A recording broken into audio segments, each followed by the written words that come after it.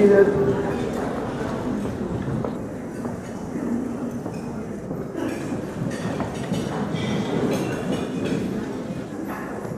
First, I'd like to say that Kira Makagon and people like Igor and Eddie, Freddie and Felix, who were in the same class, you guys were lucky. I never had a teacher like Dr. Edward Teller, the father of the hydrogen bomb, teacher in science. You guys had the best. And of course, I heard today that you also had Dr. Mama Day, the Pulitzer Prize I got you from Stanford. I mean, these kinds of teachers I never had. And I went to a Jewish high school just like this. So you guys were lucky. Kira Makagon, from what I remember, and I have a picture, I have an album, somebody made me an album, and her pictures in the album, I think we sent it to her. I think she was about 16, 17, smiling, full of life, an excellent student. And she added a lot to the atmosphere of the school. We had kids full of life and full of the devil. And they were exciting times. The kids now are wonderful. They became a little bit Americanized, not so full of the devil. But then it was exciting. And Kira was a very smart young woman. And I had the picture at home, smiling. And of course, she graduated and she went to Berkeley. And I'll read to you the little biography that I have. She attended the Lisa Hebrew Academy, went to UC Berkeley, and from there to tech industry. Kira is a serial entrepreneur and a seasoned Silicon Valley executive. She has been on the forefront of high-tech, on the high-tech revolution, and pioneered a number of disruptive tech ventures. Currently, Kira is a Ring Central's Executive Vice President of Innovation. Prior to joining Ring Central, Kira founded and served as the CEO of Red Ariel. But I'll tell you the most important thing. And those of you who remember my classes on Friday, I used to tell you, I don't care if you go to Harvard, or to Stanford, or to Berkeley, or you become an executive in a big company. If you're not going to be nice, if you're not going to be decent, never come to see me. I'm not interested. The most important thing is to be a decent human being. And that's our success. The people who are sitting here in this room, every one of them, I hug them and I kiss them because I love them, because they're decent, wonderful human beings. And Kira is that kind of a person. Kira, please come up.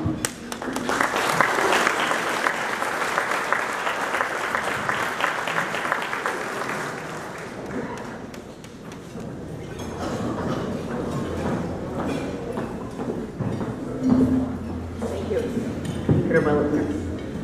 Let's see how this works. Dear friends, I prepared a little speech as Yana asked me to, and it kind of reflects on some of my time at the Hebrew Academy. First of all, I am humbled and honored to speak with you, to be here. I won't say how many years later after I attended the school and a few of my classmates here.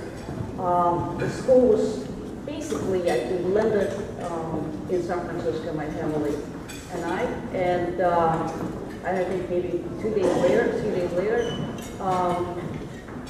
my parents took me to the Hebrew Academy. And you want me to adjust this? Okay, this is better. And a Hebrew Academy became my home. I took the bus, I think, to school or walked, and that is, these were my basically first years in the United States, first year here as a teenager. So what I'd like to start with is to talk to you about the fundamentals of knowing who you are and confidence in knowing who you are. Your roots are especially important, and growing up as an immigrant, adolescent in a new country. It was difficult. Coming from Russia, Hebrew Academy helped me understand my roots, history, values. While at Hebrew Academy, I, like many others of my classmates, went through a discovery period, almost defiance, and understandably so, after growing up in the Soviet Union, a place where they wanted us to be like every child had to be like every other child, a place where schools taught us to conform. Schools did not allow for us to be individuals. In fact, individualism was squashed for some better good. Religion persecuted, and Jews pretended to be Gentiles.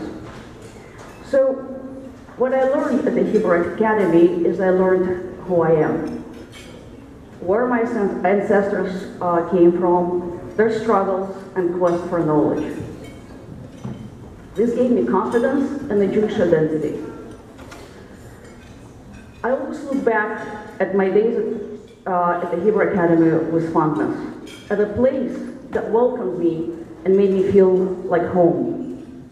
An environment that fostered learning through understanding.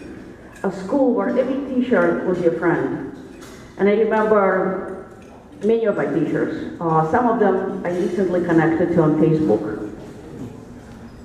A place where I really felt cared for, looked after, encouraged, and given an opportunity to grow up to be myself. And that was the key point, and it took me a while to understand that. It took me years of bringing up my own kids to understand what it means to be in an environment where you're allowed to be yourself and discover yourself. An environment that mitigates the natural need of an adolescent to conform to peer pressure and allows one to mature unencumbered by fears and insecurities, ultimately leading a way for leaders to develop. And I think this is why so many of Hebrew Academy graduates, students, alumni do so well in life. Their careers, their academic endeavors, whether they're Ivy League schools or not Ivy League schools, whatever they do well. And it's something I think that Rabbi Liebner just said. It's because we were taught how to become good people. We were taught that to be a person is more important than to be anything else, be a successful entrepreneur, good student. You have to be a person. And that, I think all of us, and I think my classmates here who I see in the audience, share that. And talking about Hebrew Academy, it would probably be not complete without talking about what studying Torah taught me. Knowledge is key, and that is the tradition of our people. My first Torah teacher was incredible. He was a very patient man. And I cannot remember his name, but maybe Rabbi Liebner can help me. That is right. Thank you. I'm reading now. He brought very complex texts into concepts that we were able to internalize.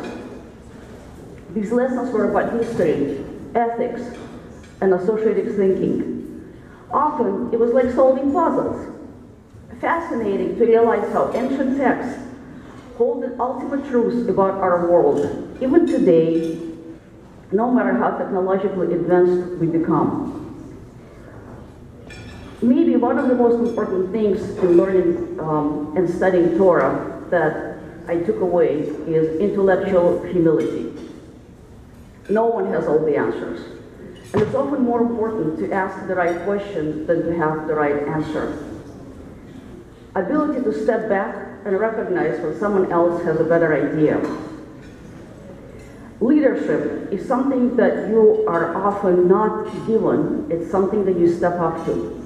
It is the responsibility to others that you hold yourself accountable to. And in accepting that, you learn that being a leader is not entitlement. And that kind of goes back to intellectual humility. So, in summary, I really would like to thank Rabbi Littner and the faculty for giving me the opportunity to learn, to grow up, gain strengths that are critical for me and my family time. For me, this was a foundational and an unforgettable experience. It was just here an hour ago that we were remembering a few fun moments that we all shared at the school. That included Shabbat dinners where, you know, as a Russian immigrant, I was introduced to what a Shabbat is. I didn't know. And it was my best friend's houses that I often spent Friday night and learned traditions of our people. It was the trip to Yosemite that we were taking on, I think maybe in my first year at the school. And for lunch, we were given peanut butter and jelly sandwiches. I didn't know what a peanut butter and jelly sandwich was. And it all sounds funny, but it was true. And imagine the rabbis and the teachers who had to put up with all of us, who were constantly questioning everything that was going on, because we had no idea. We were just remembering our trip to somewhere north. I think we were going skiing or snowshoeing or something that equivalent. And you know, we were not prepared. We didn't have the right clothes. We didn't know what to do. And you know, our teachers, our rabbis were patient. They made it seem so easy. And then there were a few incredible moments, like lessons with Dr. Teller, one of our classes in a lab that I think we had, not in the school, I think we had to go to the San Francisco State University. Right, exactly. San Francisco State, there you go. And, you know, he was pushing us to experiment, and we had a little explosion in the lab. And there was one time that my best friend at the time, Sharona Hoffman, was at the hospital. So a bunch of us, I think maybe the entire class, basically walked out on our t-shirts and went to visit Sharona. And I tell you, only the Hebrew Academy could we get away with that. And it didn't, you know, the fun and the ease went along with extreme academic excellence. Our class, my grade, was, I think, the very first high school grade, and we stopped at 11th grade. And from there, I went to Lowell High, and I honestly did not like it. I didn't like the large school. I didn't like the fact that it wasn't personal. You know, I wanted out. I wanted back to Hebrew Academy. I wanted an environment where I could have access to my teachers, where I only had 12 students in the class. So I look at those days back with great fondness, and it was fun, it was challenging. We had to learn Hebrew, French, and English all at the same time. And you know, it's an experience that I think, you know, I was privileged to, and I thank Rabbi Littner, I thank the school for allowing us to have this experience, for being who we are. And I think we would not have been, I know that I would not be the person who I am without that foundational experience, those high school years that taught me how to be a real person. Thank you.